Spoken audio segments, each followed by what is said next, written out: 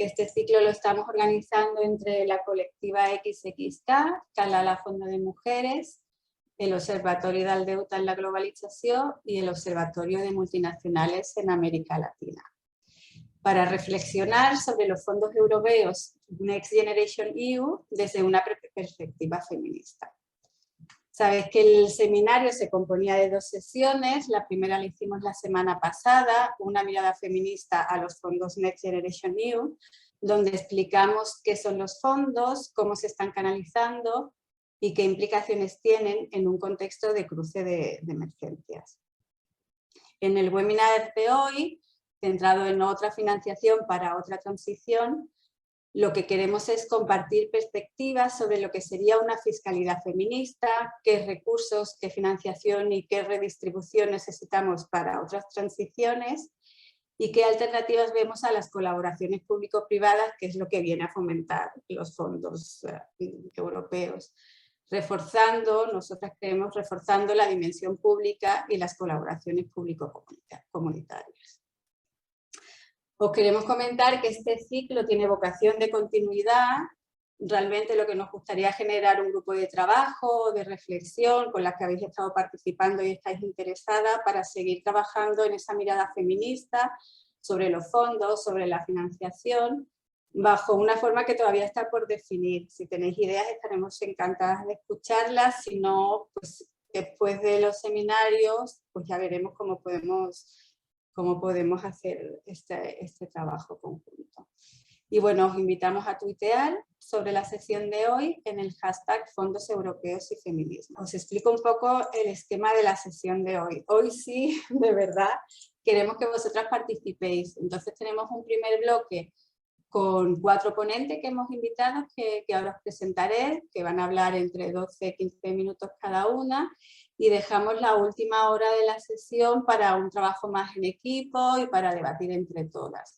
Nos dividiremos en grupos pequeños para facilitar la participación, os plantearemos algunas preguntas y luego volveremos a la sala grande para compartir reflexiones, propuestas de continuidad o como vemos que podemos seguir trabajando sobre estos temas. Creo que por esto es todo, entonces os voy a presentar a nuestra primera ponente de hoy. Ella es Yolanda Fresnillo, ella es socióloga, trabaja actualmente como directora de incidencia y políticas sobre deuda en Eurodac, la Red Europea de Deuda y Desarrollo. Tiene más de 20 años de experiencia como activista, investigadora y consultora en el ámbito de la deuda, auditorías, políticas públicas y feminismo. Trabajó en el Observatorio de la Deuda de la Globalización y forma parte de la plataforma Auditoría Ciudadana de la Deuda. Buenas tardes a todas, a todos y a todas. La idea de esta parte es hacer una vista de pájaro un poco a cómo puede ser esa financiación de una transición feminista, ecológica, y qué herramientas podemos tener, sobre todo relacionado con la auditoría de la deuda. Preguntándome, ¿no?, sobre el título de la sesión de cómo financiamos esa transición, y simplificando, porque tampoco tenemos aquí todo el tiempo del mundo para que podáis hablar también todas después, yo básicamente veo 3 maneras, ¿no? Una es la política monetaria, otra sería aumentar los ingresos y otra sería endeudarse. Voy a ir por partes, ¿no? La política monetaria es algo que cedimos a la Unión Europea cuando nos unimos a la Unión Europea. No tenemos, como Estado español, soberanía monetaria, esa la tiene el Banco Central Europeo, y por lo tanto es muy complicado de ejercer en el corto plazo esa opción, ¿no? Sería básicamente, y simplificando muchísimo, y perdónenme las economistas y los economistas en la sala, imprimir dinero, es decir, crear dinero, digamos, para tener recursos para poder invertir en esa transición, ¿no? Yo no soy experta en política monetaria y me metería en un jardín si fuese más allá en este tema, pero me parecía importante ponerlo encima de la mesa, ¿no? Porque debería ser una herramienta que tenemos y que creo que en el momento que estamos viviendo y el reto que tenemos por delante, esta debería ser una herramienta al servicio de esa transición, ¿no? Probablemente poderla ejercer de forma justa implicaría salirnos de la Unión Europea. Y ahí lo dejo y después lo podemos debatir, ¿no? Después, básicamente, hay dos maneras de tener recursos, ¿no? Ingresarlos a través de la fiscalidad, de los ingresos del Estado, y si esos ingresos no llegan, endeudarse. No hay mucho más. Dentro de esos dos bloques hay muchas posibilidades, ¿no? Voy a empezar por la cuestión de la deuda, que es cuando los ingresos fiscales no son suficientes. Es decir, yo tengo unos gastos como administración pública y estoy hablando de una transición financiada desde lo público y pilotada desde lo público. Luego se hablará de la cuestión de APPs y del rol del sector privado, pero yo ya de partida lo sitúo en el ámbito público y ahí, ¿no? Si los ingresos fiscales no son necesarios para cubrir las inversiones o los cambios de políticas, las transformaciones que queremos hacer desde lo público, necesitaremos recursos y una opción en manos de las instituciones públicas, sea el gobierno central, ¿no? el gobierno, en este caso del Estado español, de las autonomías, de los ayuntamientos o de la Unión Europea, es endeudarse, ¿no? Como activista de deuda de hace muchos años, lo que voy a decir ahora igual sorprende, pero en realidad la deuda no tiene por qué ser buena ni mala en esencia. La deuda hay que evaluarla en función de con quién te endeudas, en qué condiciones te endeudas y para qué te endeudas, ¿no? Y obviamente también la cantidad, ¿no? Pero eso tiene que ver más con la fiscalidad y luego voy a eso. ¿Con quién te endeudas? Ahora mismo las administraciones públicas tienen tres opciones, podríamos decir. Endeudarse con otras instituciones públicas, en este caso podría ser la propia Unión Europea, o las comunidades autónomas se pueden endeudar con el Estado. Si tuviésemos una banca pública, nos podríamos endeudar con esa banca pública de inversión. Existen cosillas ahí, el ICO, alguna cosa, pero no tenemos una banca pública realmente democrática que pudiese utilizarse así. Pero bueno, ¿no? Te puedes endeudar con otras administraciones públicas, te puedes endeudar con organismos multilaterales. El Banco Europeo de Inversiones, por ejemplo, sería en este caso una herramienta que también podríamos democratizar y también podríamos transformar. En el caso de los países del sur global se pueden endeudar con el Banco Mundial, con el Banco Interamericano de Desarrollo, con otros organismos multilaterales. Podríamos incluso en situación de crisis endeudarnos con el FMI, pero ya eso serían ya peras de otro peral. Y luego nos podemos endeudar con los mercados, que básicamente es la opción mayoritaria, abrumadoramente mayoritaria en el caso del Estado español. O sea, el Estado español se endeuda con los mercados financieros, es decir, emite deuda en los mercados financieros, esa deuda la compran inversores a través de fondos de inversión, de bancos. La verdad es que la deuda con bancos es minoritaria, ahora sobre todo es, ¿no?, con esos inversores invisibles casi, ¿no?, sin cara, que es imposible saber quiénes son o casi imposible saber quiénes son. Puedes saber qué fondo de inversión gestiona una parte de tus bonos de deuda, pero no puedes saber quién hay detrás realmente de esa deuda, ¿no? Y esos mercados financieros que se han vuelto tan todopoderosos que imponen las condiciones, ¿no? Y eso me lleva al segundo punto, no solo con quién te endeudas, es decir, con alguien público o privado, y ese privado sobre todo son esos mercados financieros, ¿no?, volátiles, que no sabes quién son, que sí que hay algunos agentes particularmente relevantes como BlackRock u otros fondos de inversión, pero que es muy difícil identificar, ¿no? ¿Y en qué condiciones? Pues ahí tenemos las condiciones de la propia deuda, ¿no? Con qué tipos de interés te están aplicando, ¿no? ¿Cuánto vas a pagar por esa deuda? Porque la deuda no solo hay que devolverla, sino que hay que pagar un coste por ella, esos intereses, ¿no? ¿En qué calendario? ¿Cuánto tiempo vas a tener para devolverla? Pero también condicionalidades, ¿no? ¿Qué políticas te van a obligar a llevar a cabo para acceder a esa deuda o incluso para refinanciar esa deuda, ¿no? Cuando hablamos de condicionalidades, seguramente pensamos más en, pues eso, nos endeudamos, como en el caso de los fondos europeos, con la Unión Europea, ¿no?, que nos presta 70.000 millones de euros a cambio de que presentemos una serie de reformas, con la reforma laboral, la reforma de las pensiones, y van aprobando o no esas reformas, ¿no? Y por lo tanto hay unas condiciones de política, ya no solo de política económica, ¿no?, de política pública en diferentes ámbitos, y esos préstamos están vinculados a eso, ¿no?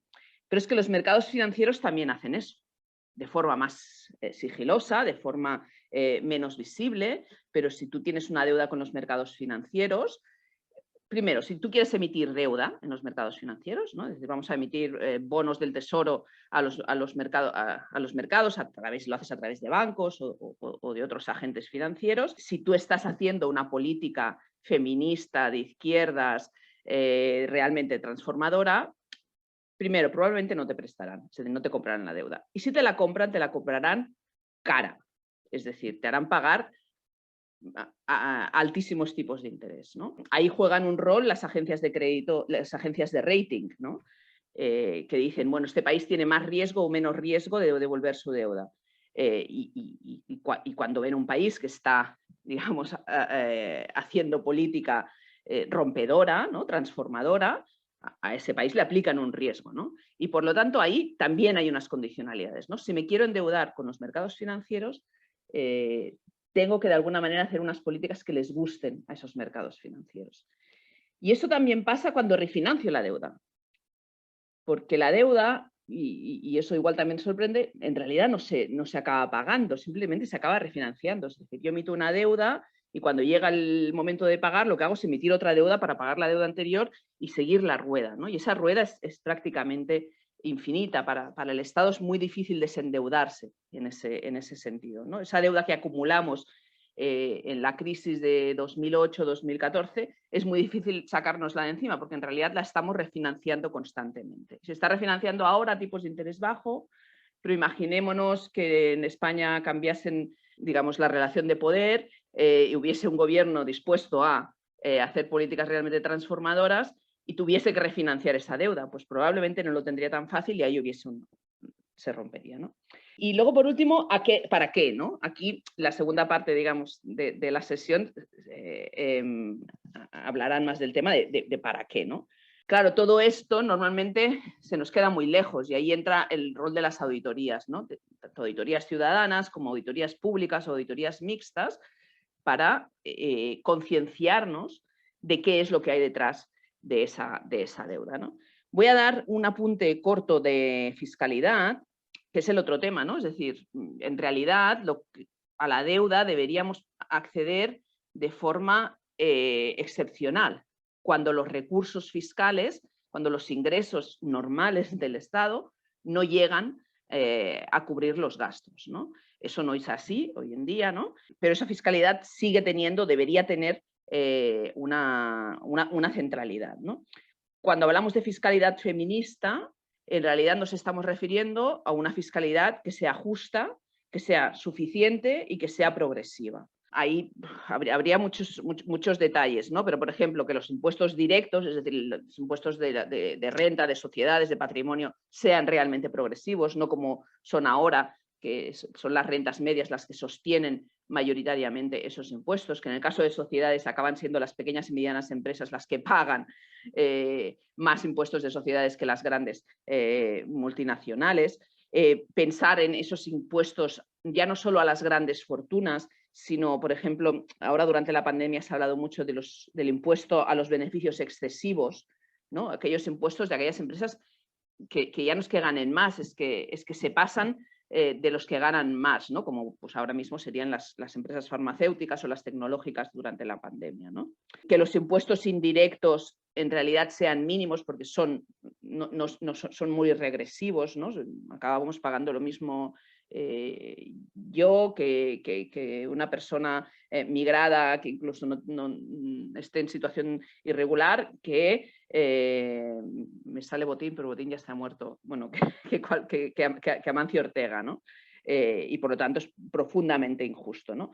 Esos impuestos indirectos, y ahora en la siguiente Nuria os hablará más de, por ejemplo, la fiscalidad verde, nos pueden ayudar a modificar comportamientos, ¿no? A desincentivar comportamientos, poniendo impuestos altos en aquellas cuestiones que nos gustaría desincentivar, ¿no? En España, además, ha habido, y en el mundo, ¿no? Un proceso de multiplicidad de exenciones, deducciones fiscales, ventajas fiscales que las grandes empresas han aprovechado. Eso habría que abordarlo para poder tener una financiación suficiente y, obviamente, esa lucha que debe ser global contra la ilusión y la evasión fiscal, ¿no? Se me ha comido el tiempo al tema de la auditoría, pero simplemente decir 3 cosas muy rápidas. Una auditoría que puede ser ciudadana, que puede ser pública, que puede ser mixta, ¿no? Público-ciudadana, público-comunitaria, ¿no? Luego hablaréis un poco de esto. Para mí es un proceso de concienciación colectiva. Hoy, con la relación de fuerza que tenemos, hacer una auditoría para identificar deudas ilegítimas, para identificar fiscalidad injusta, puede ser muy útil para eso, ¿no? Para concienciarnos, para darnos cuenta de qué es lo que hay detrás de esa política pública, ¿no? Pero no nos sirve para no pagar la deuda, porque no hay voluntad política y porque no hay fuerza suficiente para impagar la deuda. En el momento, por ejemplo, de 2015, donde incluso teníamos colegas, digamos, en los ayuntamientos, en los municipios, que habían llegado ahí con ese discurso de no pagaremos las deudas ilegítimas, llegaron allí y se vieron imposibilitados de no pagar, incluso haciendo auditorías y encontrando irregularidades y encontrando ilegalidades, porque el sistema está atado y bien atado. Y para no pagar tienes que hacer, ¿no? Romper con todo. Yo me apunto a romper con todo, pero debemos tener la relación de fuerzas suficiente como para hacer eso. Y la auditoría, como proceso, nos puede ayudar a sumar esas fuerzas, ¿no? Porque esa concienciación nos ayuda a sumar esas fuerzas. Y por lo tanto, una auditoría, por ejemplo, de los fondos europeos nos ayudaría a tomar conciencia de qué es lo que hay detrás de esos fondos europeos. De ahí a decir que nos ayudaría a no pagar las deudas ilegítimas que se generen por los fondos europeos, creo que hay un trecho, ¿no? Y que necesitamos, digamos, acumular fuerzas más allá de la propia auditoría. Y lo dejo ahí. Perdón por los 2 minutos de más. Muchas gracias, Yolanda, porque además lo explicas también que es hasta fácil de entender. Vale, déjame que presente ahora a nuestra segunda ponente. Ella es Nuria Blázquez, es la responsable de Internacional en Ecologistas en Acción. Su primera campaña en Ecologistas fue sobre la fiscalidad del diésel y a partir de ahí ha explorado en la fiscalidad verde y social, especialmente en el campo del transporte. En este momento se ocupa de las campañas internacionales, he dicho, y con especial interés en temas fiscales como la taxonomía, el Fondo Social para el Clima o los fondos Next Generation Europe. Yo primero, buenas tardes, es un placer juntarme aquí con buenas ponentes para hablar de fiscalidad y de economía. Yo voy a hablar de fiscalidad ambiental, ya me lo ha ambientado un poquillo Yolanda, me lo ha puesto bien, yo creo, de qué es eso y si es justa también la fiscalidad ambiental y si es feminista. Si no fuera justa ya no sería ni feminista. La fiscalidad ambiental son impuestos que se aplican a las actividades contaminantes, ¿no? Y lo que nos hace es orientarnos hacia actividades que son menos dañinas para el medio ambiente o para, a veces está muy relacionado con la salud también. Es un poco aplicar el principio de quien contamina paga. ¿Para qué nos sirve? Pues nos puede dirigir hacia compras de productos menos dañinos. Yo os voy a poner el ejemplo del impuesto al diésel porque es el que más he conocido. Lo que se pretende es igualar los impuestos que pagan el diésel y la gasolina, porque el diésel tiene una ventaja de un 23% de descuento en los impuestos. Sabemos que porque es más contaminante, ¿no? Produce más sustancias que son dañinas para la salud que otros combustibles como incluso la gasolina, ¿no? Sin embargo, tiene una ventaja fiscal que ha hecho de los vehículos europeos sean mayoritariamente de vehículos diésel. Si eliminamos esta ventaja fiscal, pues asumimos que las personas consumidoras van a tender a no comprar tanto los vehículos diésel y de hecho es un fenómeno que es interesante estudiar porque ha sucedido que ya se está produciendo incluso sin que este impuesto se haya puesto en marcha en países como el Estado español, ¿no? En otros países sí que lo han hecho, han igualado ya este impuesto del diésel y gasolina, pero aquí por el temor a que existiera o el temor a no poder entrar con el coche, bueno, se ha cambiado muy rápido. Y esto nos demuestra también que es efectivo, ¿no? Como para cambiar los hábitos. También acerca el producto a un coste real, porque siguiendo con el ejemplo del diésel, pues el que el diésel tenga efectos muy nocivos en la salud y en el medio ambiente genera, además de pérdidas humanas en vidas, unos costes muy importantes a las arcas públicas, ¿no? Y el que suban el impuesto también hace que acerques un poco más al coste que tiene realmente el consumir ese combustible. Y también es, como esto lo ha explicado bastante bien Yolanda ya, es una posibilidad de recaudación, ¿no? Porque si queremos afrontar una transición justa, vamos a necesitar, ¿no?, disponer de más fondos públicos. Y bueno, yo creo que lo ha dejado bastante claro Yolanda, que bueno, la fiscalidad es quizá la forma más justa. Además, la ventaja que tiene la fiscalidad ambiental es que es un sitio donde tenemos bastante que rascar, porque somos de los países europeos que menos fiscalidad ambiental aplicamos. Estamos los segundos por atrás. Así que hay campo. Y ahora, claro, la pregunta sería para saber si esto lo podemos aplicar en una justicia climática o en el ámbito que estamos hablando de una fiscalidad feminista, necesitaríamos primero saber si son socialmente justos. Pues el contra, lo primero, que ya Yolanda ha dicho que para que fueran feministas tenían que ser progresivos y estos no lo son. O sea, impuestos, la mayoría de los impuestos ambientales, en el ejemplo del diésel, si suben el impuesto del diésel, yo voy a tener que pagar lo mismo que una persona que cobre 10 veces más y que una persona que cobre menos cuando vaya a llenar el depósito de mi coche, ¿no? Entonces, aquí no se distingue y eso es un defecto importante, ¿no? Y además hay veces que pueden dañar a personas que no tienen acceso a productos de estos a lo que queremos que se cambie, ¿no? Puede ser, por ejemplo, a comprar un coche eléctrico, que sería como el ejemplo más capitalista que se suele poner, que las personas más vulnerables no tienen acceso a ese tipo de vehículos, o que tampoco tengan acceso a alternativas que no sean dependientes del vehículo privado, que sería la opción a la que más nos gustaría llegar en Ecologistas en Acción y otros movimientos climáticos, ¿no? Como la gente que vivimos en el mundo rural, que tampoco, igual que no tenemos internet en condiciones, tampoco hay un acceso a transporte público o a otro sistema de transporte, ¿no? Y tampoco hay distinción en ese sentido. Como pros, es que sí que hay que tener en cuenta que, aunque es verdad que lo ideal es que los impuestos sean progresivos, la distribución de la riqueza también se realiza sobre todo mediante los servicios públicos de calidad y las políticas sociales, ¿no? que son quienes mejor garantizan que haya una real distribución de la riqueza, porque si yo tengo pocos ingresos, aunque me cobren menos, eso no me garantiza el vivir dignamente. Y además que la contaminación y la degradación del planeta tiende a afectar más a las personas más vulnerables, ¿no? Por diversos motivos que no me voy a meter porque ya solo me quedan 5 minutos. Yo, bueno, cuando hago la balanza, yo que soy, pues eso, muy apasionada de la fiscalidad y muy convencida de que es bueno pagar impuestos si tienes capacidad económica para pagarlos, ¿no? Pero realmente, pues esta no es la media del pensamiento medio de la sociedad, lo parece tampoco. La muestra, lo que mejor nos muestra que no lo parecen, y en particular este del diésel que os estoy poniendo como ejemplo, es lo de los chalecos amarillos, ¿no? Esta gente venía de las zonas periféricas y rurales de Francia y se levantaron en el momento en el que Macron, después de haber hecho una serie de reformas que siempre desfavorecían a las mismas personas, puso el diésel, o quiso poner el impuesto del diésel al igual que el de la gasolina, ¿no?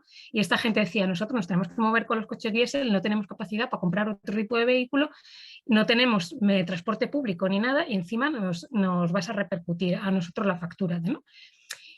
Esto ha hecho repensar todo, ¿no? Ahora, todos los impuestos ambientales que se quieran poner, antes de decir la primera palabra ya se está diciendo, a ver si no quiero tener unos chalecos amarillos. Entonces, ¿cómo lo hacemos? Porque sí que hay, o sea, como que potencialidad tienen, ¿no? Pueden potenciar bastantes cosas, pero ¿cómo hacemos que sean justos y además lo parezcan, ¿no? Y nos aseguramos de disminuir esos contras que yo apuntaba y que seguro que hay más, ¿no? Pues esto que os he puesto aquí es un gráfico que no me voy a poner a explicar porque es un poco complejo, pero es una propuesta que han hecho desde el Centro Vasco para el Cambio Climático, BC3, precisamente para cómo se podría hacer un impuesto del diésel que fuera justo, ¿no? Socialmente justo. Y lo que proponen es que se incluya una devolución a los hogares más vulnerables, pero además teniendo en cuenta otro tipo de aspectos que van a hacer que esos hogares se vean más perjudicados por una eventual subida del diésel, ¿no? La ruralidad era una de las características que pensaban que tenían que tener en cuenta, que se tenían que tener en cuenta o que habían estudiado más bien que importaban a la hora de iban a hacer pagar más a esas familias rurales, y también el número de menores que estaban a cargo de ese hogar. Y lo que proponen es prácticamente a la gente más, a los hogares más vulnerables y más rurales, que tienen más dependencia obligada del vehículo privado, se les va a hacer una devolución que es mayor incluso del gasto que tienen, y a los hogares con más posibilidades económicas les va a repercutir, o sea que van a tener que pagar, lo que convertiría más o menos un impuesto que es regresivo en uno progresivo de alguna manera, ¿no? Y esto podría hablar, y es algo así, yo creo que para mí la Comisión Europea ligado a un nuevo, digamos, impuesto que hará que de los combustibles para los vehículos y para los hogares, ¿no? Para las calefacciones, perdón, que lo llaman el Fondo Social para el Clima. Estaría bastante, bueno, sería un poco parecido a este esquema, ¿no? Y es la forma esa de reformulación de los impuestos ambientales después de los chalecos amarillos. Entonces ahora la cosa es, si estos son feministas, pues aparte de que los podamos hacer un poco más progresivos, también tenemos que tener en cuenta unas otras contras, y es que cuando pongamos un impuesto, sobre todo si le ponemos a los combustibles que se utilizan para la calefacción, vamos a perjudicar más a las mujeres, porque las mujeres estadísticamente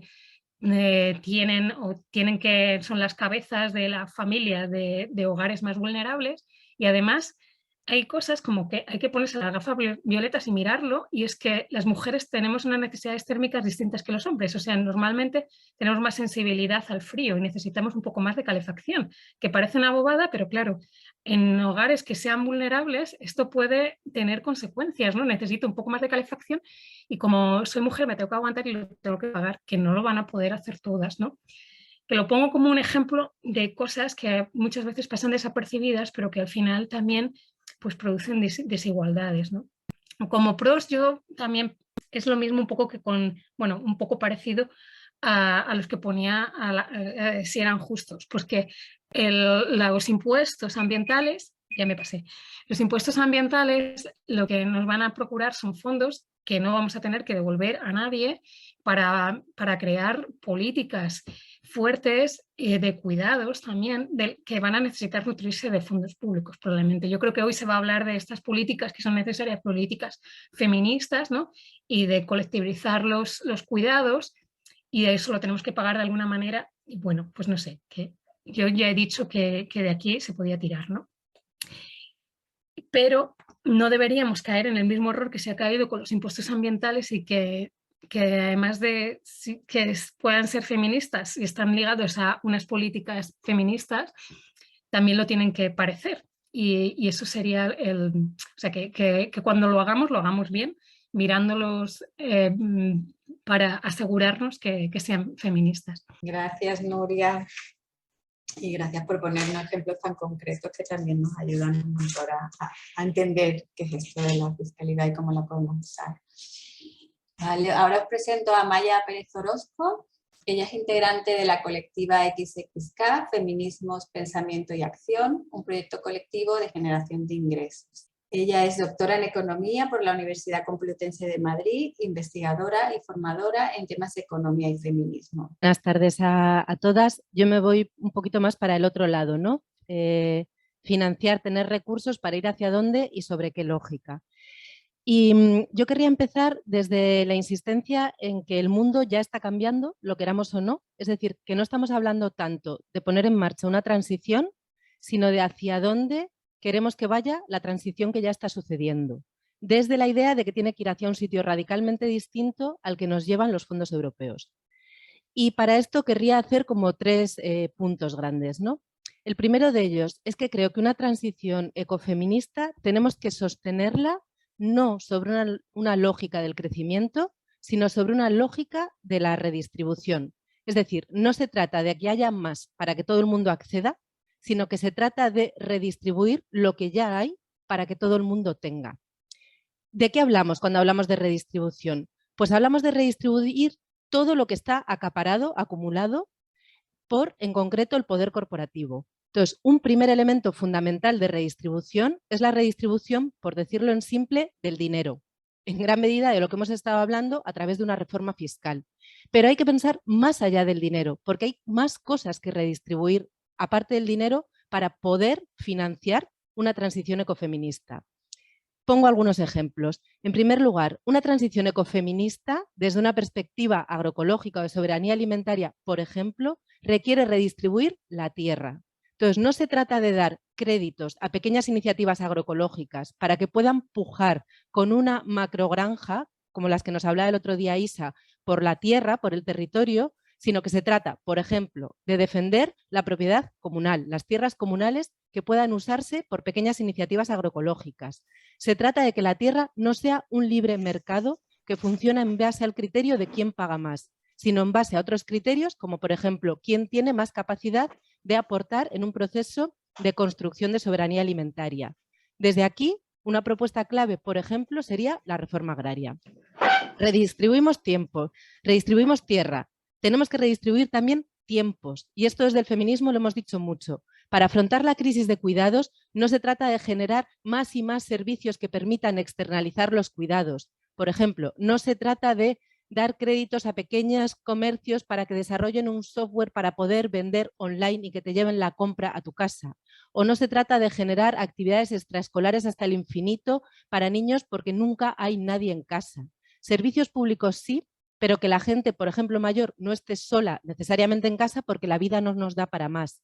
Entonces necesitamos tiempo para hacer algunos cuidados que son parte de la vida misma. Desde aquí, una reivindicación fundamental redistributiva sería una reducción drástica de la jornada laboral sin pérdida de salario. Drástica, digo, ¿eh?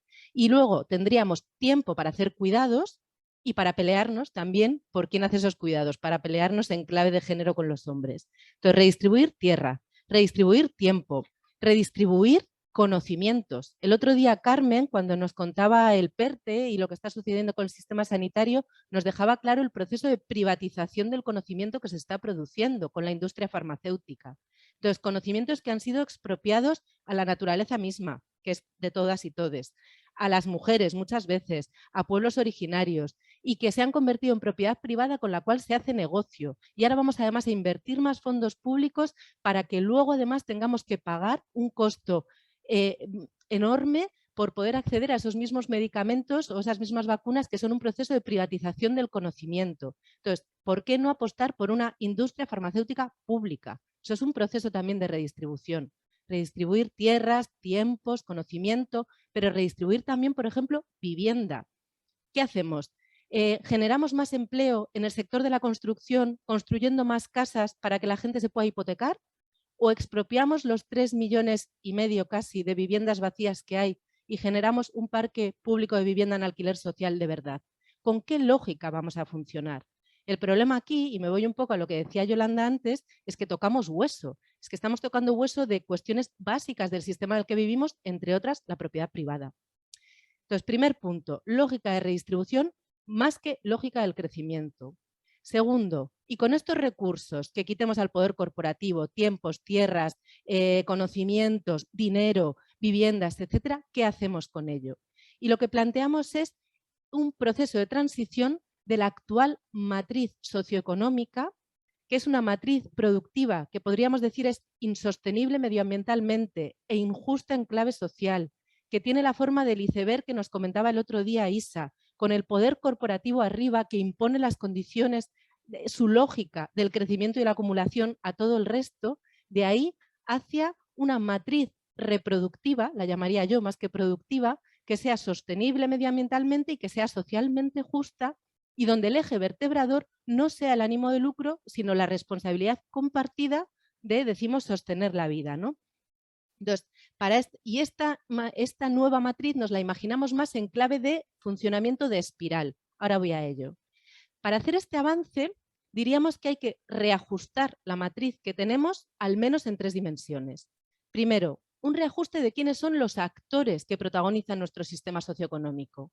A día de hoy tenemos un poder corporativo que domina, que se impone, a su servicio un conjunto de instituciones que en última instancia le salvan la cara al poder corporativo, y por debajo unos hogares, unas familias que, como siempre hemos denunciado el feminismo, son el colchón que todo termina absorbiéndolo, y en ellos las mujeres. Entonces, frente a esto planteamos un cambio en los actores protagónicos y en la relación entre sí, relaciones de reciprocidad. Por eso decía la espiral, desde el ámbito más cercano, más propio a cada quien, en el cual también tenemos que asumir responsabilidades, por ejemplo, de cuidados, que serían las familias elegidas, vincularse con el ámbito de lo comunitario, en pueblos, en barrios, y desde ahí con el ámbito de lo público, compartiendo una responsabilidad de sostener cotidianamente la vida en distintas dimensiones de lo que necesitamos para vivir.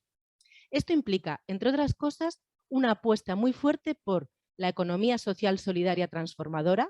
Pensemos, por ejemplo, en supermercados agroecológicos cooperativos, y una apuesta muy fuerte por lo público en clave comunitaria. No me meto ahí, que irá luego Blanca, pero pensemos, por ejemplo, en cooperativas de trabajadoras de hogar que puedan dar servicios de ayuda a domicilio, o pensemos en centros de salud comunitarios.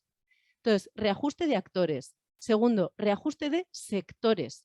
Hay sectores que tienen que reducirse muchísimo. Por ejemplo, claramente el sector de la construcción. O sea, basta ya de seguir construyendo y construyendo, más aún los megaproyectos, ¿no? De enclave, por ejemplo, de grandes autopistas o grandes aeropuertos que se quedan vacíos al final.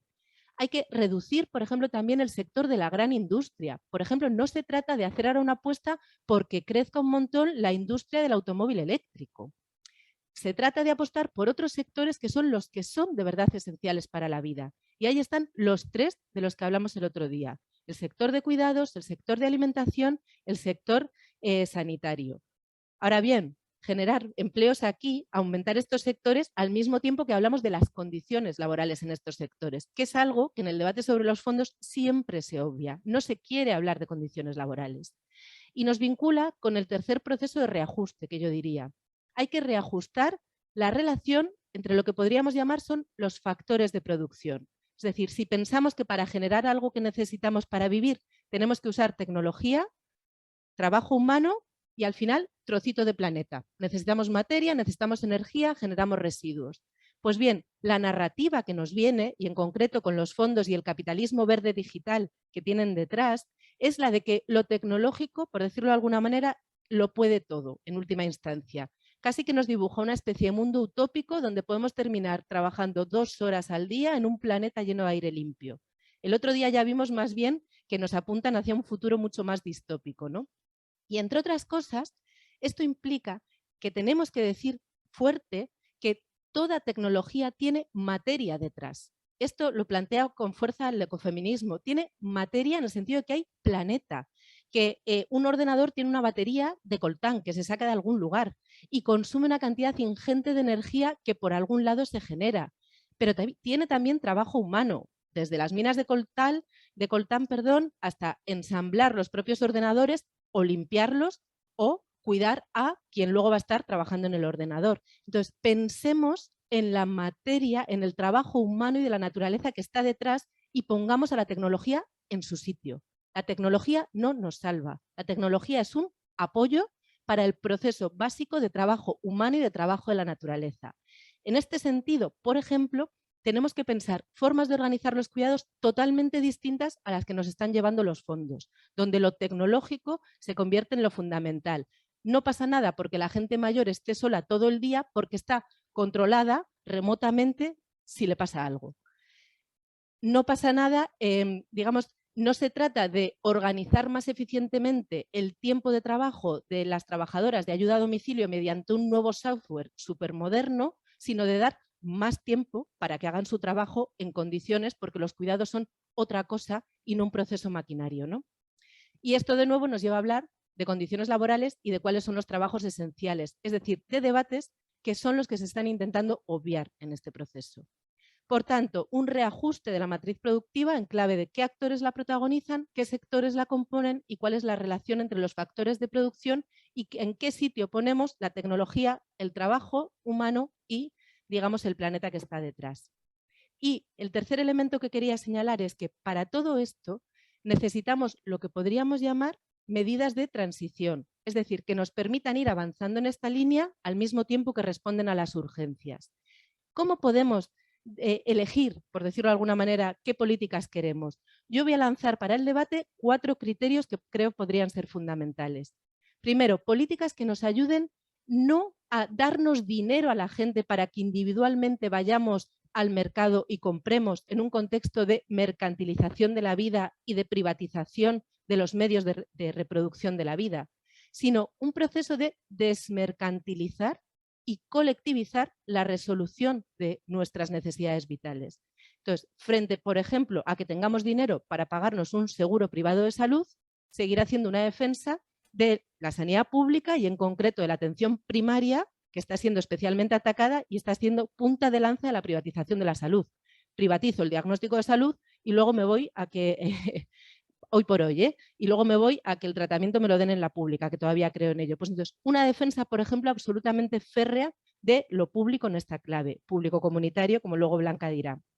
Segundo, un criterio de descorporativización, es decir, que digamos, el elemento fundamental y primero a atacar es el gran poder corporativo.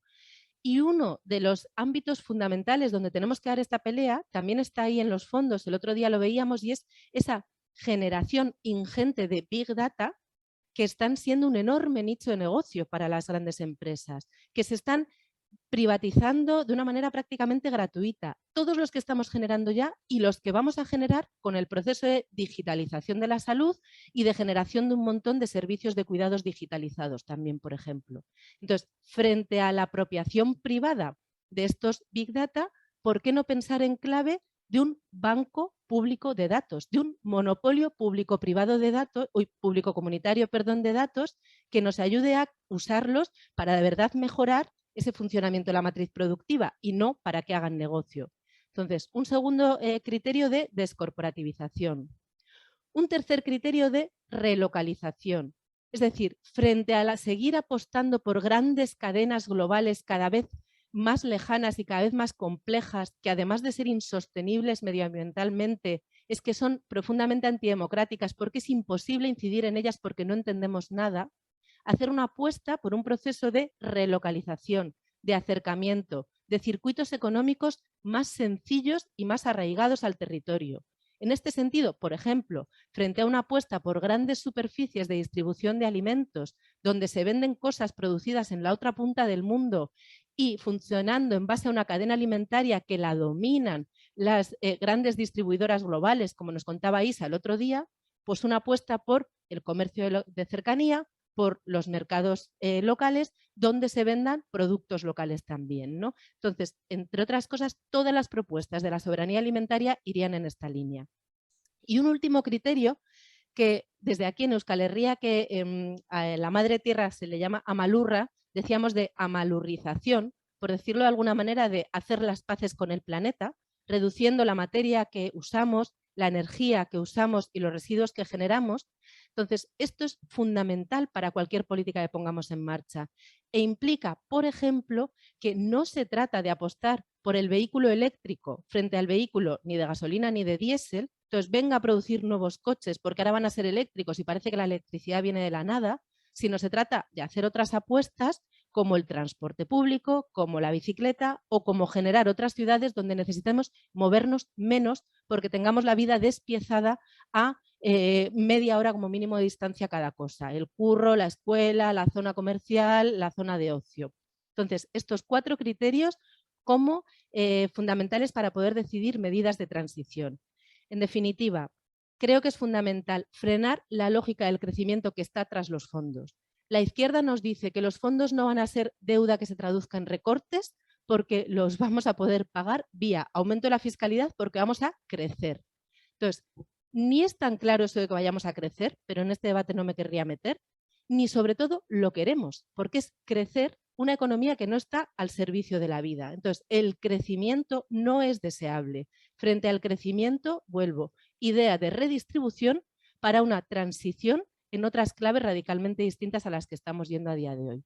Y yo ahí lo dejo. María, gracias. Gracias, Amaya. No me atrevía a decirte nada del tiempo. Muchas gracias de verdad por ponerle palabras a cosas que nos parecen imposibles y tú las ves tan claras y además pasito a pasito. Así que genial. Y bueno, os presento a nuestra última ponente de hoy. Ella es Blanca Bayas, ella es investigadora del Observatorio del Delta en la Globalización y activista ecofeminista. Participa en el movimiento de acción ecofeminista. Su trabajo se centra en la defensa de los servicios públicos, los comunes y las alternativas de los ecofeminismos y las economías feministas. Es licenciada en Ciencias Políticas y de la Administración, diplomada en Trabajo Social y máster en Políticas Sociales y Mediación Comunitaria. Buenas tardes, buena tarde a todas y a todos. Yo también voy a seguir un poco con el hilo que en este caso Amaya ya ha puesto algunos de los elementos en los que me gustaría a mí también meter algunos de los fregados de cómo pensar esas transiciones, ¿no? Nosotras, y desde el Observatorio y desde otros espacios en los que participo, nos gusta más focalizar en la dimensión de las transiciones que hablar de recuperaciones, ¿no? Porque no sé muy bien hacia qué modelo nos gustaría recuperar, sino más bien virar. Creo que es muy importante pensar y que toda la dimensión de los fondos Next Generation caminan para muchas de nosotras hacia un modelo y son la continuidad de un modelo que estamos viendo que no está funcionando, ¿no? Entonces, en estos 12 minutos me gustaría entrar en 3 elementos. Por un lado, por qué las colaboraciones público-privadas no están funcionando, y eso es, en definitiva, la mirada y la propuesta de los PERTEs, así dicho de una manera literal en el Real Decreto que es el que rige los fondos, y luego caminar y hacer una propuesta de esos actores que también se estaba proponiendo que tendrían que desplazar a la dimensión privada mercantil y que para muchas de nosotras deberíamos caminar hacia esa desmercantilización, y por eso tendrían que ser otros actores los que cubrieran y los que pudieran estar gestionando y a través de los cuales nos podemos proveer y llegar a cubrir nuestras necesidades, tanto las materiales como las inmateriales. Y ahora estoy hablando del melón de la dimensión pública y la dimensión comunitaria, ¿no? Que es algo que estamos de una manera redundante haciendo énfasis cómo tendríamos que caminar para aquí y no hacia la dimensión privada mercantil que no está funcionando. Y por último, también aterrizar con algunos ejemplos más de propuestas que entendemos muchas que ya están funcionando y que podrían entrar en ese proceso y en esa dimensión de transiciones ecofeministas y ecosociales. Entonces, sobre las colaboraciones público-privadas, está más que demostrado, y no hace falta que lleguen los fondos Next Generation para saber que generan deudas, que generan sobrecostes, y la dimensión de la deuda luego implica dimensión de políticas de austeridad, como también se ha venido mencionando, y además no están cubriendo las necesidades, ni las necesidades sociales, ni las necesidades en la dimensión de los cuidados, y además están vulnerando lo que son los límites biofísicos, ¿no? Teniendo unos impactos climáticos.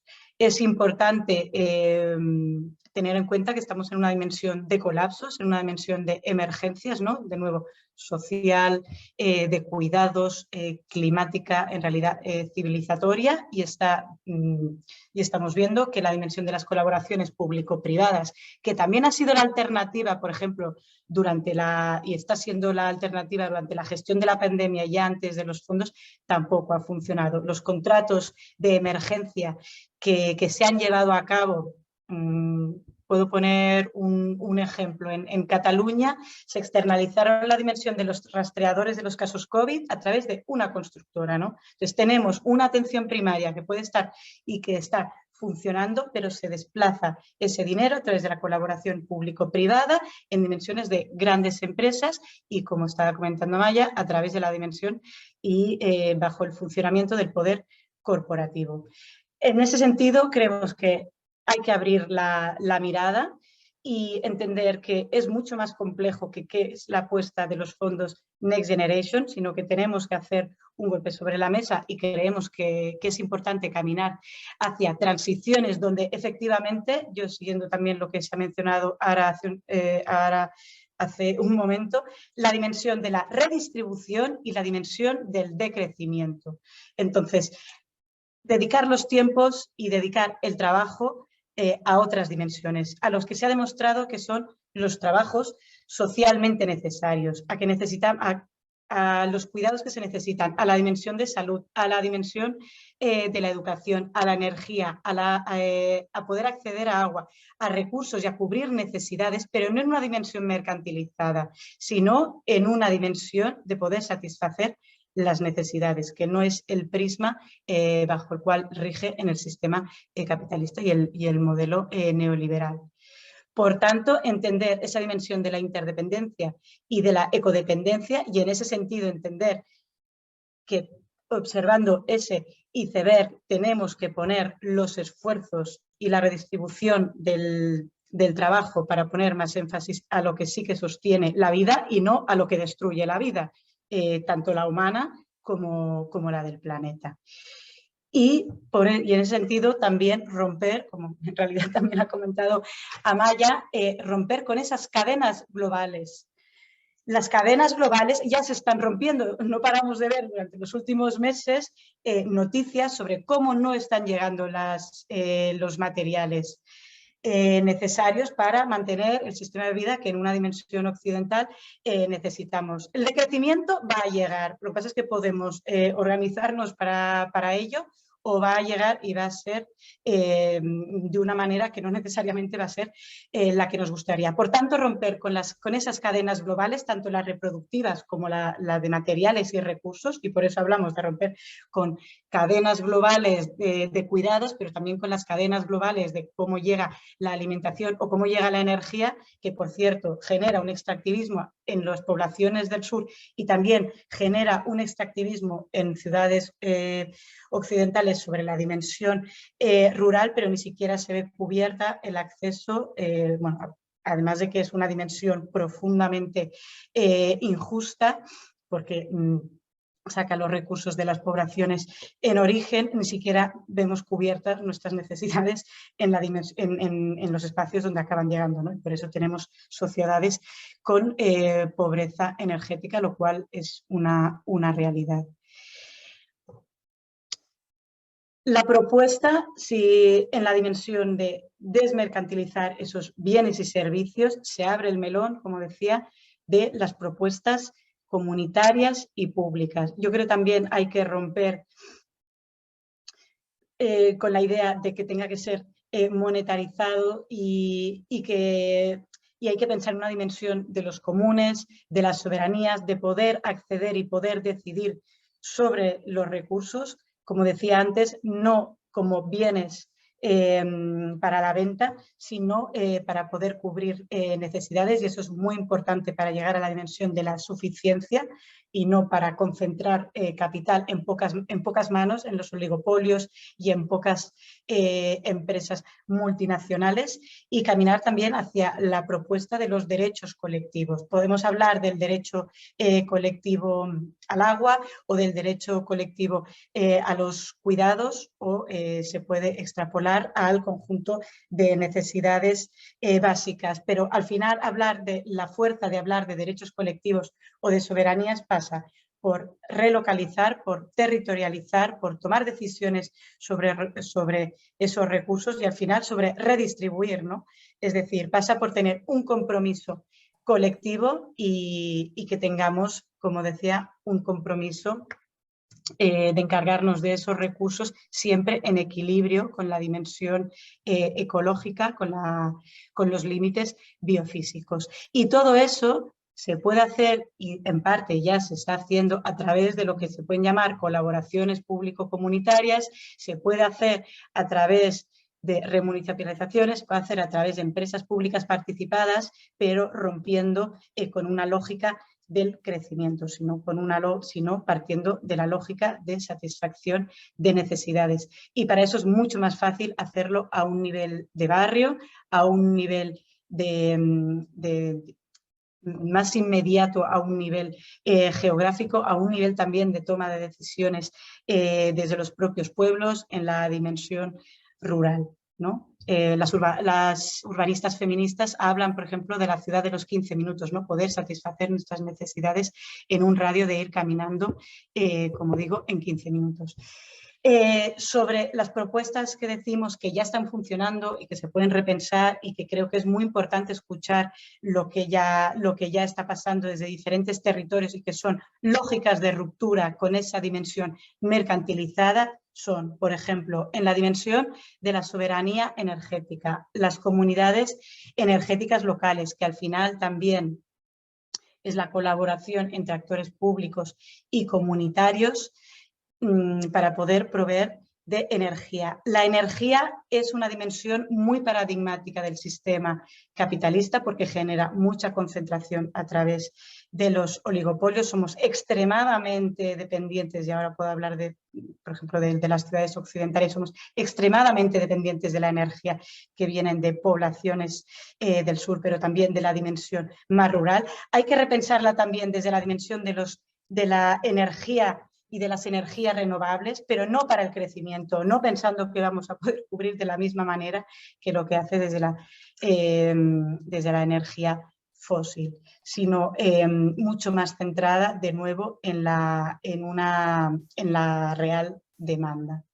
Y también iniciativas de autoconsumo, lo que pueden ser, sigo poniendo ejemplos, placas fotovoltaicas, también muy en la dimensión de hacer un cálculo justo, porque efectivamente las infraestructuras de las energías renovables también se están utilizando materiales. Y por tanto hay que tener cuidado con llegar a que sea en un nivel de suficiencia. Sí, ya estoy, ¿no? Con los 12 minutos. Bueno, pues voy bastante retrasada, pero voy a hacer un pantallazo porque en realidad muchas de las iniciativas tienen similitudes. La soberanía alimentaria, que también es muy paradigmática con estas cadenas globales, y se puede caminar hacia reforzar las comunidades agroecológicas, las cooperativas, el nivel de autoconsumo a través de los huertos urbanos o en la dimensión que sea, en la dimensión en otros espacios, pero humanizar mucho más la relación entre productor y consumidora a través de los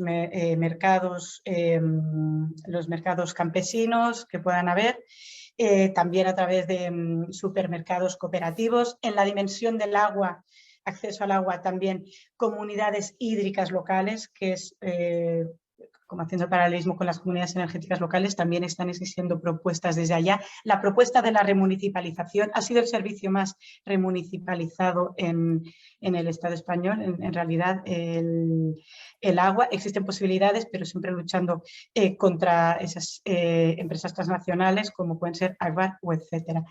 Urbanismo y acceso a vivienda. También acceso a mayores plazas y mayor acceso a vivienda pública, pero efectivamente no construyendo más vivienda pública, sino apropiando de las que no se están usando y que están en manos de grandes empresas. Las cooperativas de vivienda en cesión de uso, que rompen con la lógica de la propiedad privada. En la dimensión también de las necesidades inmateriales, lo que es el acceso a los cuidados, a la salud y servicios sociosanitarios, a la educación comunitaria. De nuevo, también apoyar las redes comunitarias de cuidados o poder conformarlas. También la propuesta de sistemas nacionales de cuidados. Como se ha dicho antes, también ha dicho Nuria, apoyar los servicios públicos también es una medida muy importante de redistribución. En salud y educación hacemos una apuesta muy pública, pero creemos que también lo comunitario puede estar allá. Y también pensar que por salud se pueden apoyar servicios que van más allá de lo que actualmente está en la dimensión pública. Estoy hablando, por ejemplo, de psicología, odontología, que normalmente no se entiende tanto desde allá. 30 segundos. Creemos que existen propuestas y que las emergencias están encima de la mesa y que hay que actuar ya. Por tanto, las propuestas de ir construyendo las transiciones ecosociales y ecofeministas son a su vez también una urgencia. Creemos que también es muy importante poder caminar con las propuestas comunitarias y que surjan de allá las necesidades, porque somos las que mejor sabemos cuáles son en su justa medida, pero creemos que la dimensión pública puede ser una aliada para poder tender a esa garantía de que podamos proveernos todas de esos recursos. Por tanto, me gusta más decir a veces casi colaboración comunitario-pública que a la inversa, pero que en todo caso el melón está allá. Y perdonad, pero ya con eso acabo. Nutrirnos mucho de los saberes y de los conocimientos y las experiencias que ya se están dando y poder generar alianzas para poder reproducir las que sí que estén funcionando bajo los intereses siempre, como decía, desde abajo a nivel comunitario. Gracias. Genial, gracias Blanca por poner en valor las cosas que ya están funcionando y trasladarnos ese sentido de urgencia de que tenemos que organizarnos. Pues ya han acabado nuestras 4 panelistas. Muchas gracias por darnos estos inputs y este material denso para trabajar. Y ahora nos vamos a los grupos. Y Nicolás iba a plantear las preguntas. Veo a Cielo que levanta las manos, dime. Lo de la fiscalidad ambiental, algo por lo que hay que presionar, pero muchísimo, muchísimo, es que realmente sea justa.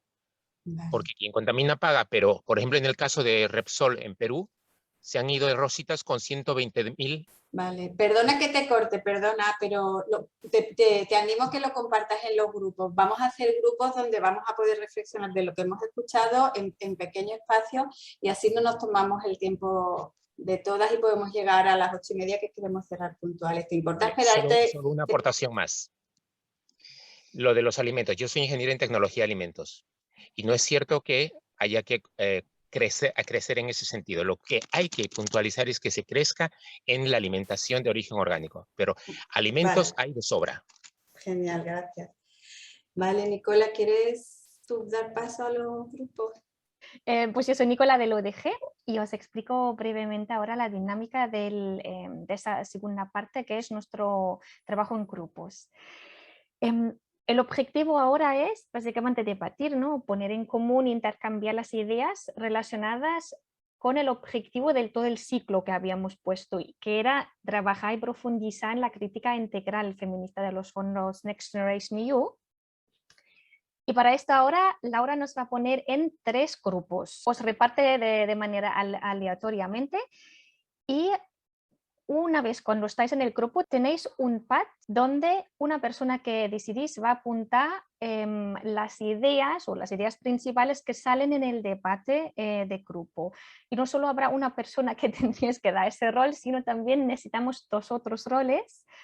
Una persona que facilita el debate, ¿no? Que ayuda a llamar, igual mirar un poco de tiempos o ver si hay varias personas que quieren hablar a la vez, pues facilita, y una tercer rol que hace luego la devolución al grupo cuando volvemos después de 25 minutos, grupo de trabajo 25 minutos, después volvemos y nos lo explicamos y tenemos así un momento de compartirlo. Entonces, importante, hay una pregunta, como compuestos de varios elementos. Sobre esa pregunta es ahora el trabajo de grupo, que es, ¿qué valoración global hacemos de los fondos?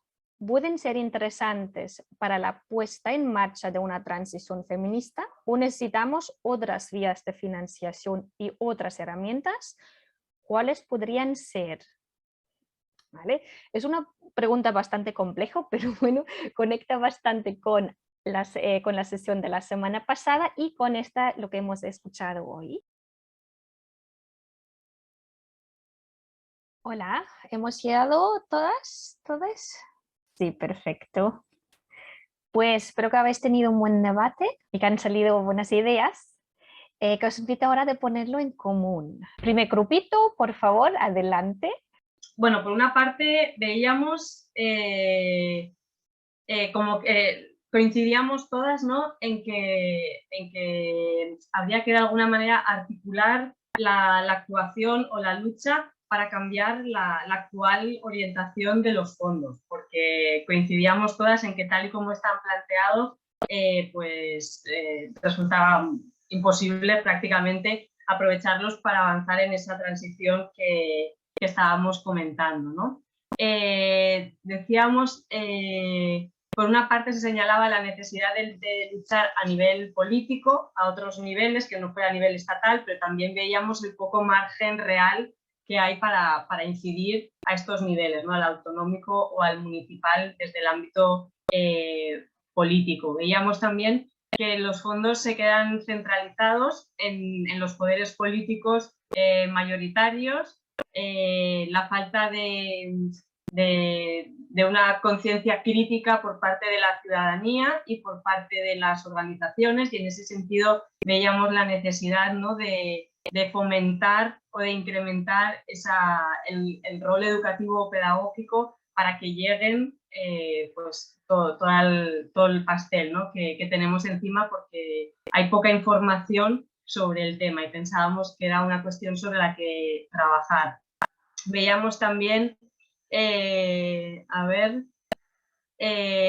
tema de la necesidad de reestructurar el planteamiento, pero al mismo tiempo la necesidad de tiempo para poder pensar y al mismo tiempo, ¿no?, la escasez del tiempo para poder pensar y actuar, como que es todo muy rápido, ¿no? Y veíamos también que a nivel institucional tampoco está claro el funcionamiento o la ejecución de esos mismos fondos, ¿no? Una compañera señalaba que sobre la marcha se va actuando y se van decidiendo, y entre los mismos ministerios, ¿no?, como tampoco existe esa comunicación ni esa coordinación entre ellos. Veíamos, exacto, ¿no?, veíamos también como que las lógicas, en los webinars había quedado claro cuál era la lógica de los fondos, cuál era el lugar hacia el que queríamos ir y cómo realmente la cuestión está en la pregunta que se había lanzado para debatir en los grupos pequeños, ¿no?, el cómo hacer, ¿no?, el cómo transitar con las herramientas y las agentes que tenemos, ¿no? Y decíamos ahí si el foco, pues tanto hacia la ciudadanía como hacia las organizaciones, hacia el nivel político, diferentes dimensiones en las que poder actuar. Veíamos también, por otra parte, como que en la calle hay cierto nivel de conformismo social, ¿no?, que dificulta también el avance en un sentido contrario de la lógica hegemónica, ¿no?, o imperante. Veíamos la cuestión de la hipercentralización de los fondos, ¿no?, que ni las comunidades autónomas tienen esa facilidad o esa posibilidad de actuar y de incidir, y lo cual lo hace más difícil, ¿no?, para poder incidir y transformar. Y veíamos también pues el tema, ¿no?, del productivismo acrítico que se percibe desde los fondos, ¿no?, cuando al final, pues eso, se sigue beneficiando a las grandes empresas y a las grandes empresas tanto de servicios como de construcción o de lo que sea, frente a las necesidades de las personas, de cómo las grandes constructoras al final se están lucrando, ¿no? Y al final con todo eso, ¿no?, pues cerrábamos un poco viendo la dificultad que existe para hacer el seguimiento a estos fondos por toda esta lógica y a la falta de democracia en la gestión de los propios fondos. Hay un poco complicado porque ha sido muy poco tiempo, muchas cosas que hemos dicho y las notas, pues como hemos podido también. Grupo 2, ¿quién? Le doy yo, ¿vale, Carmen? Si ves que se me olvida algo, tú me dices, ¿vale? Adelante. Nosotros hemos entrado en el debate de qué hacemos con estos fondos si intentamos ir a por las migajas que se van por ahí cayendo de lo que no está todo pactado, o si tenemos que tener una posición más de crítica global.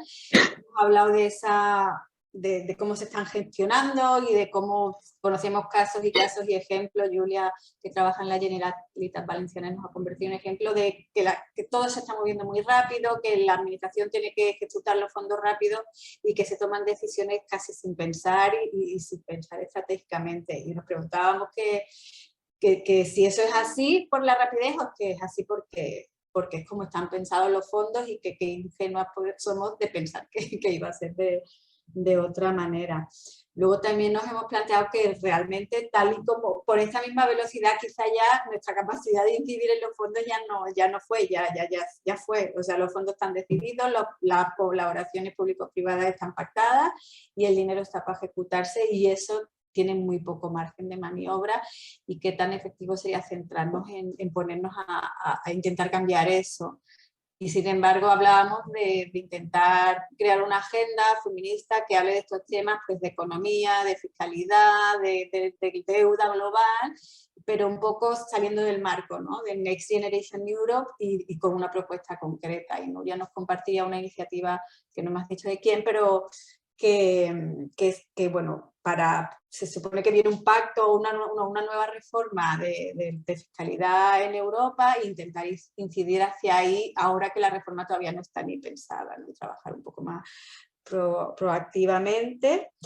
Y luego pues también hablamos de perder el miedo a trabajar a nivel europeo, que en el fondo es donde se toman estas decisiones, y que pensamos que tenemos las redes para poder llevar como nuestras voces a nivel europeo, y Amaya apuntaba también con América Latina. Bueno, por si acaso os interesa, que hay ahora ganas, o sea, que nos han invitado desde algunos grupos de las federaciones ecologistas europeas a firmar un manifiesto para pedirles a los líderes europeos que se van a reunir en Francia el mes que viene, el 10, me parece que es de marzo, que hagan una reforma fiscal europea, y sobre todo va dirigido a reformar el pacto de estabilidad, que hace que no nos podamos endeudar más de un 3% y todo eso, ¿no?, que es un gran temor de qué pasa ahora a partir de enero, cuando la cláusula de escape por la que ahora mismo nos rige este pacto pues vuelva a estar vigente, ¿no? Pero a partir de ahí, como empezar a construir una nueva narrativa de lo que tendría que ser una reforma fiscal europea. Y bueno, que con lo que surge aquí, o sea, sería interesante, porque es verdad que las voces así mainstream, incluso en estos grupos ecologistas o no tanto, ¿no?, ambientalistas o así, es más reformista, o sea, no es muy transformadora. Y sería muy interesante como tener voces que pidan cosas realmente más transformadoras. Perfecto. Bueno, entonces grupo 3, por favor. El grupo 3, básicamente también coincidíamos con el grupo 1 en el sentido que a lo mejor no, este debate alrededor de los fondos no es algo que llegue a todo el mundo, ¿no? Y bueno, que se queda como reducido básicamente a las personas que hacen el seguimiento o del mundo ecologista, ¿no?, que está tratando eso, pero que hay que trabajar en cómo hacer llegar esto a todo el mundo, ¿no?, y cómo aprovechar este momento de puesta en marcha de los fondos y, como decían en el grupo 2, a unas velocidades muy, muy rápidas e importantes, para poner los debates sobre la mesa. Y entonces también, bueno, ¿qué podemos hacer, ¿no?, y cómo lo podemos comunicar? Porque necesitamos mensajes ilusionantes y no bueno, crear narrativas que inviten a sumarse, ¿no?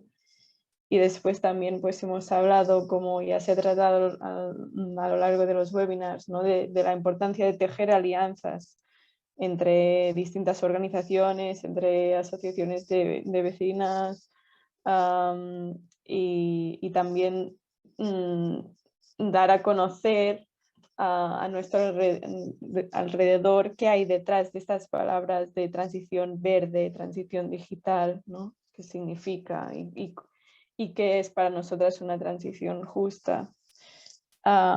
Y también, bueno, la importancia de esto, de trabajar desde lo local y también, luego, por último, hemos hablado del debate alrededor de la jornada laboral y de los trabajos y de intentar redistribuir. Vale. Nos quedan así unos 6 minutitos. Yo ya tengo apuntes bastante interesantes de resumen, pero os doy la palabra ahora a vosotros de reaccionar, si os parece. Primero Marta y después Mónica. Yo creo que básicamente los tres grupos estuvimos de acuerdo en muchas cosas, ¿no? O sea, hay mucha sintonía en lo que expresamos. Básicamente quería, bueno, a propósito de la falta de conocimiento y la actitud crítica que tiene la sociedad, que no pasa de muchas cosas, que habría que profundizar más en ese tipo de cosas, también llamar la atención. Me parece llamativo que cuando nos fuimos a las salas habían 40 y pico de personas y ahora somos 19. Eso también hay que hacer una lectura, ¿no? Probablemente fallos técnicos, no lo sé, pero bueno. Yo creo que sí que es importante, y ha salido en todos los grupos, como trabajar cómo hacer llegar esta información a más gente, por lo menos no para acceder a los recursos, que ya, como se ha visto, es más difícil, aunque en el grupo nuestro planteamos que a lo mejor en lo local hay algunas posibilidades. No lo sé, habría que verlo en los municipios o en los locales que tengan más adelantado como todo este proceso. Sí, puede ser conciliación. La mayoría que estábamos en este grupo éramos mujeres, probablemente tenga que ver con eso. Son horas donde hay que estar haciendo otras cosas también. Pues Mónica, por favor. Cuando estaba comentando un poco la relatoría del primer grupo, después me he dado cuenta que me he dejado una parte que creo que era interesante, que era la de la incapacidad que vemos en las administraciones públicas para ejecutar tal cantidad de recursos que les están llegando, ¿no? Y de ahí el apelar a las grandes empresas para que se ejecute desde el ámbito privado, porque la parte institucional pública no tiene capacidad. Veíamos, ¿no?, como por una parte llegan planes o recursos para cubrir el tema de corresponsales y no hay recursos para gestionarlos. Se está generando a nivel municipal unos pifostios y un descontrol muy heavy, ¿no?, para poder ejecutar. Como que al final importa más la ejecución de los fondos que la cobertura de las necesidades reales de la población. Y por otra parte también veíamos, ¿no?, pensábamos, lo lógico hubiese sido que con todos estos fondos que están llegando a las administraciones fuera como algo positivo, ¿no?, de todos nuestros planes y todas nuestras planificaciones estratégicas que hemos elaborado a lo largo de todos estos años, tenemos por fin fondos para poder implementarlos, pero lo que vemos es que están vacíos de acciones realmente todos esos planes y planificaciones estratégicas de las administraciones locales, ¿no? Y después ya otra cosa que a mí siempre me viene a la cabeza, no es ya de lo que se me ha olvidado del grupo, es cuando apelamos a lo local, ¿no? Me parece que es el ámbito en el que tenemos que pensar para actuar y para transformar, por todo lo que ya sabemos, pero a mí siempre me viene a la cabeza una como cierta contradicción, ¿no? Porque hay muchos locales en los que todo esto queda como muy lejano. Yo pienso, por ejemplo, aquí en mi propio barrio, ¿no? Aquí la asociación bueno, da igual. Al final, la demanda principal es una comisaría de Policía Nacional para controlar la delincuencia y para controlar los robos a las personas mayores del barrio. Entonces, es como cuando apelamos a lo local, como a qué locales, ¿no?, estamos apelando, porque igual en muchas zonas rurales o en muchos barrios de las grandes ciudades o en muchos es una realidad súper lejana, y ahí creo que la parte pública sí que tiene que hacer un rol importante, ¿no? Sí que tiene que tener un rol importante para por lo menos empezar esta transición ahí. No sé, yo siempre tengo la cuestión, ¿no?, de lo local, cómo se cruza con el tema de clase y de espacio. ¿Alguna aportación más? Por el chat Sue estaba compartiendo que dice que no tiene micro, no sé si la podéis leer, que la administración funciona como una empresa privada. Veo que sois varias que estáis aquí que trabajáis en la administración y eso está muy bien para que no deis información privilegiada. Y Laura también ha escrito. Si puedes leerlo, que ahora no lo he visto, a ver. Sí, Laura creo que respondía a Mónica, aplacar las consecuencias frente a transformar para reducir las causas. Su dice que ella está subcontratada en servicios sociales, te entiendo, te compadezco, sé lo que es eso.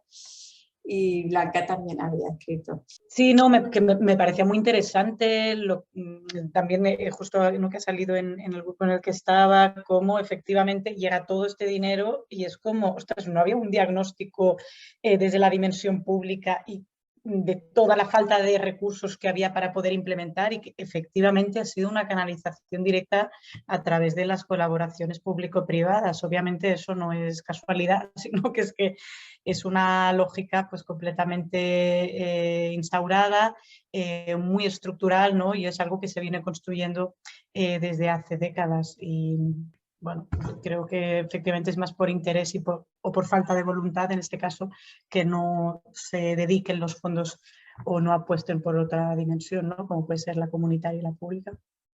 Además, yo voy a haceros una pregunta. No se sabía que venían los fondos. O sea, los fondos no fue un premio de la primitiva que yo jugué un papelito y me salió de un día para otro. Ya hace tiempo que estaban con este rollo de los fondos, desde que empezó el COVID, desde antes del COVID ya estaban y que si no dan fondo y que si no dan fondo. Entonces, pues si tú estás esperando que te den algo, pues tienes un plan para cuando te lo den, digo yo. O sea, que a mí me parece muy, muy absurdo todo y que todo es muy estructural, como es como un gran fraude a la ciudadanía desde la estructura más grande hasta abajo. Bueno, muchas gracias por quedaros hasta el final, porque os habéis quedado, pensamos que tenéis ganas de seguir trabajando este tema, entonces la idea es que os vamos a enviar a vosotras y a todas las personas que se han apuntado a los seminarios un cuestionario de evaluación para ver cómo lo hemos hecho y tal, pero luego también para saber quién tiene ganas de aliarse y de pensar hacia dónde queremos trabajar pues, todos estos temas que hemos planteado. A lo mejor os ponemos algunas propuestas para que seleccionéis, os dejamos un campo abierto para que nos digáis, pero que sepáis que nuestra voluntad es seguir trabajando juntas y con un abanico tan chulo como el que tenemos aquí, gente que está en la administración, gente que de movimiento ecologista, las feministas, las que saben de fiscalidad y mujeres migrantes, súper importante contar con vosotras. Entonces, bueno, que creo que aquí pueden salir cosas chulas. Que ha sido un gustazo y que a ver si logramos, no sé, algo. Que esto sea como algunos elementos a debate para que surja algo en potencia. Yo lo que he visto, al menos en el grupo en el que he estado, también es muchas ganas de poder construir y habían elementos sobre si encontrar soluciones o alternativas y que la idea era construirlas juntas. Así que esperamos volver a veros. Estamos en contacto con vosotras. Gracias a todas, un gusto, gracias por compartido.